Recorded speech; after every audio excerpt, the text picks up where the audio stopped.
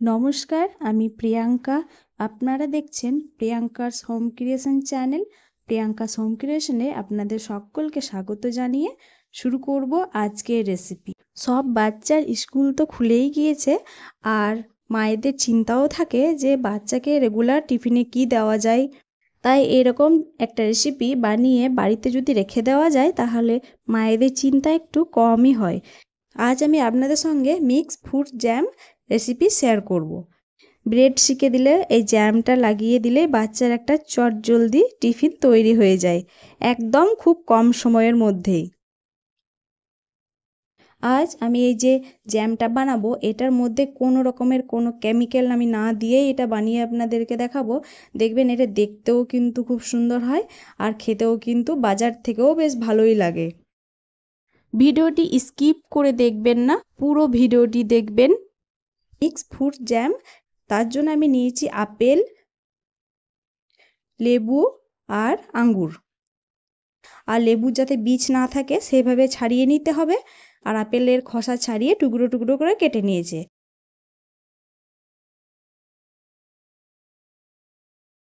এখানে লেবুর হলুদ অংশটা একটু গ্রেট করে নিয়েছি, এতে ফ্লেভারটা খুব সুন্দর আসে।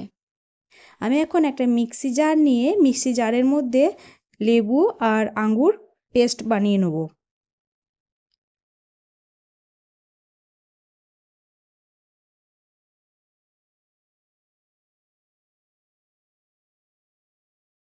দেখুন এরকম একটা পেস্ট বানিয়ে নিলাম। আমি কিন্তু জল দিয়ে বানাইনি, যেহেতু লেবু থেকে জল বেরোয়। এবার আমি একটা, যেহেতু কড়াইয়ের মধ্যে বানাবো তাই কড়াইটাকে রেখে এর মধ্যে ছাকনা দিয়ে ছেঁকে নেব। কড়াইটাকে রেখে লেবু রসটা ছাকনা দিয়ে ছেঁকে নিচ্ছি।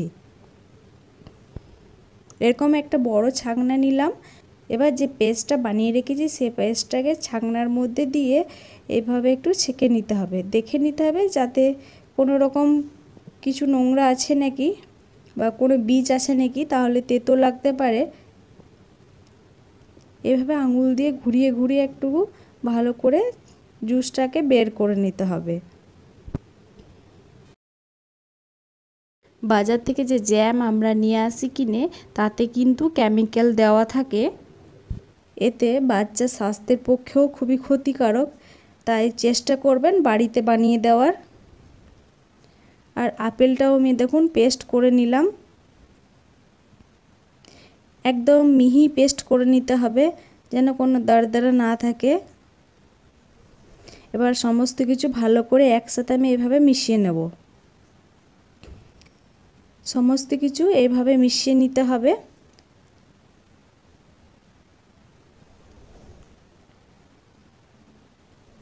বাকি যে আপেলটা ছিল সেটাও আমি পেস্ট করে নিলাম।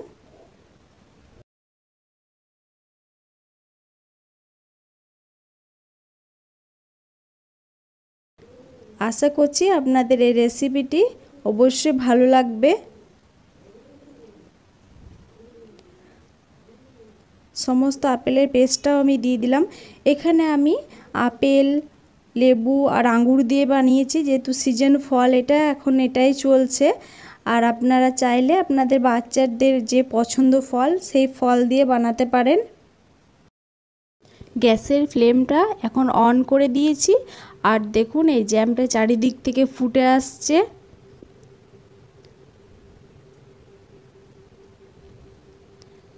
এইভাবে ফুটে ফুটে আসবে, আর দেখুন চারিদিক কেমন বাবলস তৈরি হয়েছে।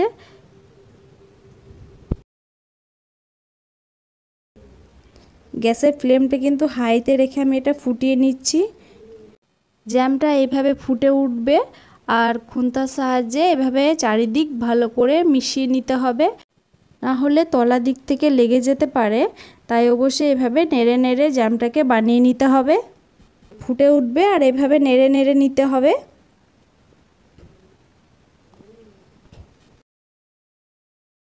আমার চ্যানেলে নতুন কোনো বন্ধু হয়ে থাকলে অবশ্যই চ্যানেলটিকে সাবস্ক্রাইব করে পাশে থাকা বেল আইকনটি প্রেস করুন, যাতে আমার দেওয়া রেসিপির নোটিফিকেশন সর্বপ্রথম আপনার কাছেই পৌঁছায়।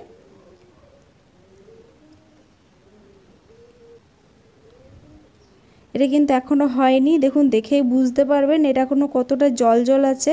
তো আমি এটাকে ভালো করে একটু ফুটিয়ে নেব।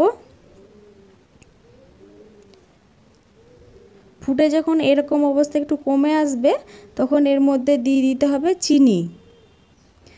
চিনির পরিমাণটা এখানে ফলের মিষ্টির উপর নির্ভর করে। এখানে আমি 4 চামচ পরিমাণ চিনি দিলাম। এখানে আমি যতগুলো ফ্রুট ব্যবহার করেছি সব ফ্রুটগুলো মোটামুটি ভালোই মিষ্টি, তাই এখানে চিনির পরিমাণটা একটুকু আমি বুঝেই দিলাম। 4 চামচ পরিমাণে এখানে আমি চিনি দিলাম। দেখবেন ফ্রুটের মিষ্টির উপর নির্ভর করবে চিনিটা। যদি লেবু টক হয় তাহলে চিনিটা একটু বেশিই লাগবে। এখানে কিন্তু লেবুটা আমার খুবই মিষ্টি ছিল, তাই আমি এখানে 4 চামচ পরিমাণ চিনি দিলাম। গ্যাসের ফ্লেমটা কিন্তু এ সময় লোতে রেখে চিনিটা দিয়ে এভাবে নেড়ে নেড়ে ভালো করে মিশিয়ে নিতে হবে। এটা ফুটে উঠবে আর এভাবে নাড়তে হবে। আর এটা এখনো হয়নি, দেখুন এটা অনেক পাতলা আছে, এটাকে গাঢ় করে নিতে হবে। এখন আমি অর্ধেকটা পাতি লেবু নিয়েছি, এই অর্ধেকটা পাতি লেবু রস আমি এই জ্যামটার মধ্যে দিয়ে দিচ্ছি। এই পাতি লেবুটা দিলে জ্যামটা নষ্ট হবে না, অনেক দিন পর্যন্ত থাকবে। আর এই লেবুর ফ্লেভারটাও খুব ভালো লাগে, তাই চেষ্টা করবেন অবশ্যই পাতি লেবু রস দেওয়ার। এখানে বেশি লেবু রস দিলেও কোনো প্রবলেম নেই। আর জলটা দেখুন কতটা টেনে এসেছে, একে আরও টানিয়ে নিতে হবে। এভাবে নেড়ে নেড়ে একটু ঘন করে নিতে হবে। দেখুন এখানে সমস্ত জল কিন্তু মরে গিয়েছে আর এই গ্রেভিটাও কিন্তু হয়ে এসেছে। এখন এই অবস্থায় আমি গ্যাসের ফ্লেমটা অফ করে দিয়ে একটু ঠান্ডা করে নেব। ঠান্ডা করে নেওয়ার পর আপনাদেরকে দেখাচ্ছি। দেখুন এটা জমে গিয়েছে এবং কত সুন্দর একটা জেলি তৈরি হয়েছে। আমি আপনাদেরকে সামনের থেকে দেখাচ্ছি, দেখুন কত সুন্দর। আর এটা খুন্তার থেকে পড়ছেও না, দেখুন। এবার আমি একটা এরকম কাচের বাটি নিয়েছি, দেখুন খুন্তার থেকে এটা পড়ছেও না।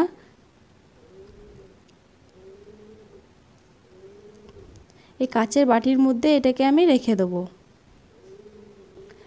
এইভাবে যদি বাড়িতে জ্যাম বানিয়ে নেওয়া যায় এতে বাচ্চা স্বাস্থ্যের পক্ষেও কিন্তু খুবই উপকারী আর একটা হেলদি খাবারও।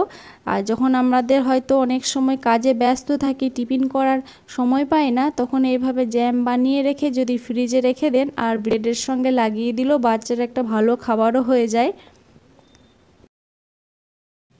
আজকে আমার এই রেসিপি আপনাদের কেমন লাগলো অবশ্যই কমেন্ট করে জানাবেন। আর ভালো লাগলে একটা লাইক দিয়ে প্রিয়জনদের সঙ্গে বেশি বেশি করে শেয়ার করবেন।